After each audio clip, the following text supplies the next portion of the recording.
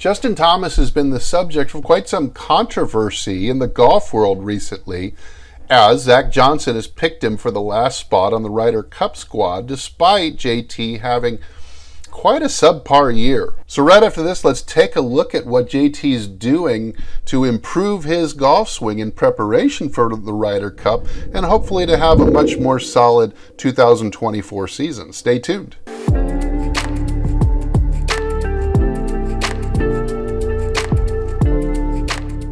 Hey, this is Steve from HitItLonger.com. I continue my journey to hit the ball longer and straighter than I ever have before. Hopefully I can show you how to do the same. All right, before we go into the analysis of this kind of wacky drill that Justin Thomas posted on his Instagram account recently, let's take a look at some recent swings and see if we can suss out why he's working on this.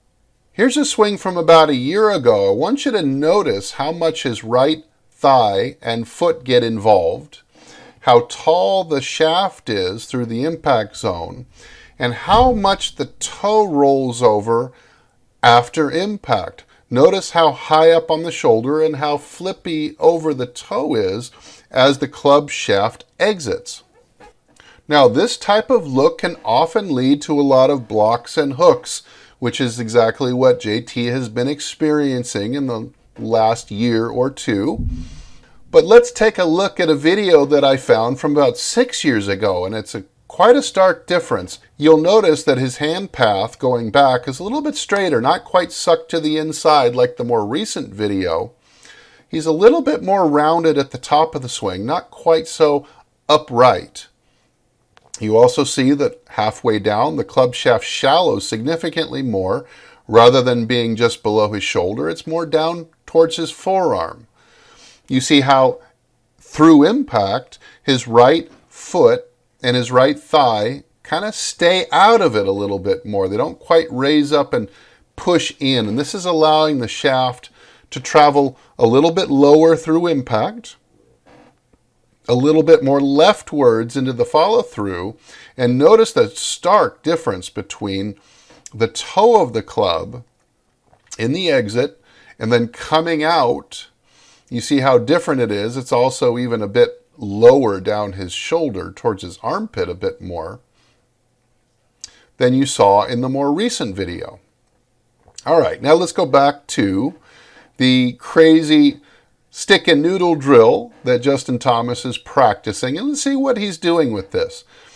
The green pool noodle is helping him keep the handle from sucking too far inside in the takeaway, which would cause him to have to kind of reroute as he goes up and starts into his transition. The blue noodle serves to force him to get his handle path moving a little bit more left in the exit. So overall, his path would be a little less into out, and hopefully his hand path will keep him from having to flip the toe quite as much, which is exactly what you're seeing. So obviously JT and his coach are seeing kind of the same things I'm seeing, that he needs to get rid of some of the flippy toe look and go back to previous form from several years ago, which I think looked a lot more solid and consistent.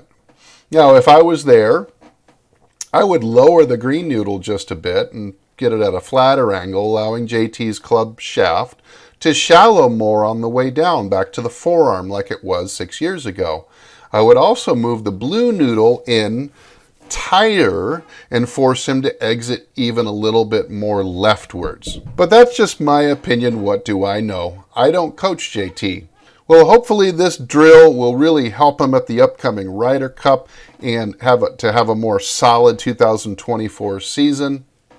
Maybe even win a major.